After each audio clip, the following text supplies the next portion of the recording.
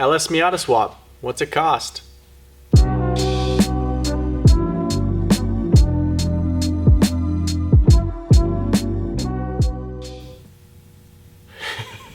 First of all, build costs are very dependent on your location, how crazy your build is, how savvy you are when it comes to part shopping, how many used parts you get away with using, your fabrication skills, how much you pay for other people's labor, and lastly, how many corners you cut.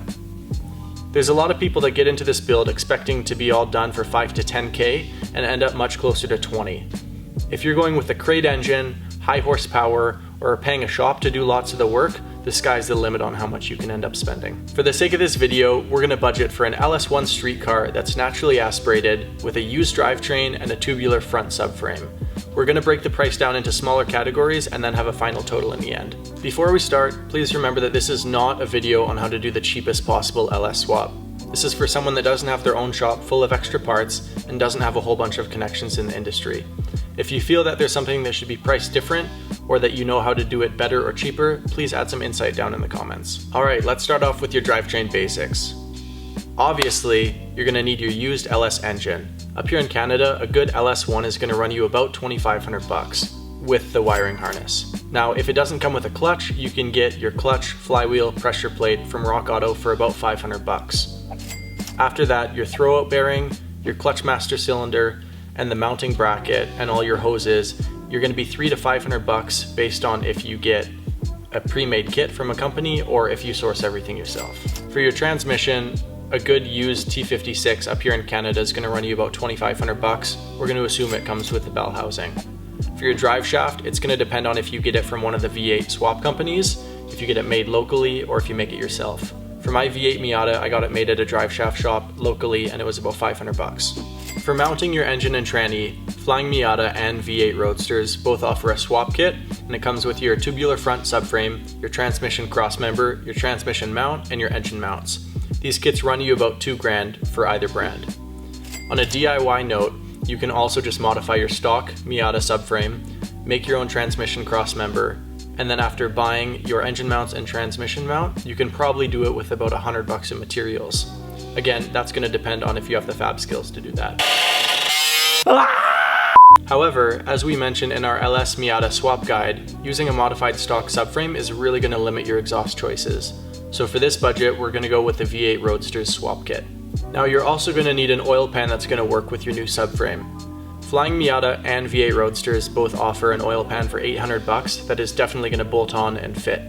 There's some guys in the forums that use other oil pans that are about $350 that require some light modification. Once again, that's going to depend on your fab skills, but for this budget, we're going to get the pre-made one at $800. The last thing for this section is you need some frame reinforcements that go in your engine bay to actually fit the LS. These are like $20 to $30 based on what brand you go with. You can also make them at home. We're just going to mark it in at $50 so we can keep all the increments nice and easy. Alright, so adding up everything in this section, that's a grand total of $9,350. There's a lot of heavy hitting items in here, so this is probably one of the most flexible spots of the budget just based on how savvy you are when it comes to part shopping and fabricating. Okay, let's talk about the rear end now.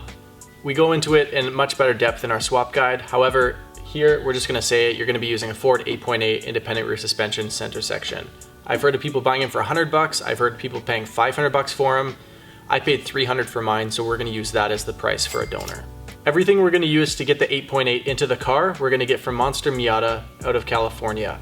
You're going to be $400 for the mounting kit to put the 8.8 in the Miata subframe. You're going to be $750 for your axles. You're going to be $200 for your new hubs. And then you're going to be $50 for your new wheel bearings just from Rock Auto. That's going to be $1,700 for that section. If you're a good fabricator, you can make your own 8.8 mounting kit. We put a great tech article in the description. It's just an easy way to save you $400. There's quite a few other options as well when it comes to your axles and mounting your 8.8. However, if you're making 400 or 500 horsepower, Monster Miata is definitely going to be your best value pick. If you're boosting your car or making like 1,000 horsepower, the drive shaft shop has some really good axles that can take a lot more power. Also, we're assuming that we're not changing anything in your used 8.8. With mine, I put a $700 limited slip differential center section in it, and I didn't change the gears. If you want to change up your gears, you're going to be $150 to $300 for a new set, but you can probably find a used set for a lot less. Let's jump into everything we need for exhaust. Oh my god! Since we went with the V8 Roadster's tubular front subframe, it gives the most amount of clearance, and V8 Roadsters also has long tube headers that only fit with their subframe. They're $1,100, but they're also the best performing, best flowing option for a V8 swapped Miata. So we will put $1,100 for these bad bitches. If you don't go with that subframe, or if you don't want to spend that much on the headers, Sanderson also makes some shorty swap headers that are about $600. They just really don't flow as well. You can also get some hooker block huggers, but they're not going to fit out of the box and you will need to modify the passenger side. Otherwise, you can get some used manifolds and you can probably get a set anywhere from $50 to $200, and those will just be more restrictive, but they'll fit. For the rest of your exhaust system, this is going to be very dependent on how much your local exhaust shops charge. We're going to put down $1,000 for an exhaust shop to finish the rest of the dual exhaust system and supply mufflers and exhaust tips. Again, this is just hugely dependent on where you live. You can also always choose to do it yourself. You can buy pipes for really cheap, ends for really cheap, and you can probably do it for $200 to $300 with just material costs. Now it's time to move on to the cooling system. Again, this is one of the areas in the swap that how much you spend is really going to be dependent on how involved you want to be. Flying Miata has a radiator and cooling fans that are $1,150.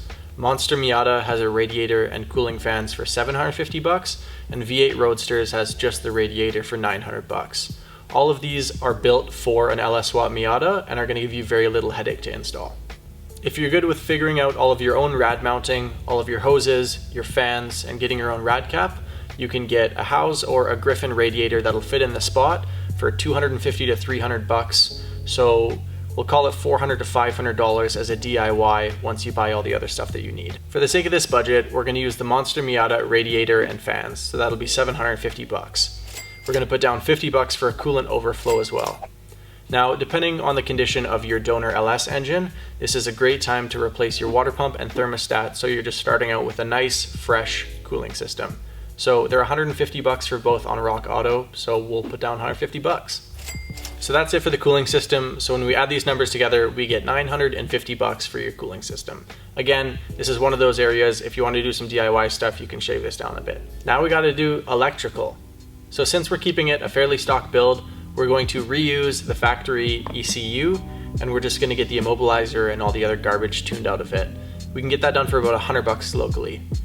If you're making more power, you're going to want to go with a standalone ECU. You're going to be $700 to $1,500, and there's all the different brands, FI-Tech, Holley, just whatever you like, whatever your preference is.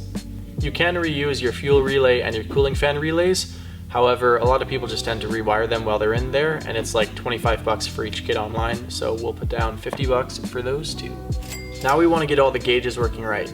So for your coolant temperature and your oil pressure, you're going to use stock Miata sensors with adapter fittings that go into your LS engine. You should be no more than $50 for a new set of sensors and for the adapter fittings. For your TAC and your Speedo, Monster Miata sells conversion boxes for each one for $85. For your fuel system, your stock fuel lines can support up to about 500 horsepower, so you don't actually need to replace them. You do, however, need to replace your fuel pump and get a fuel pressure regulator.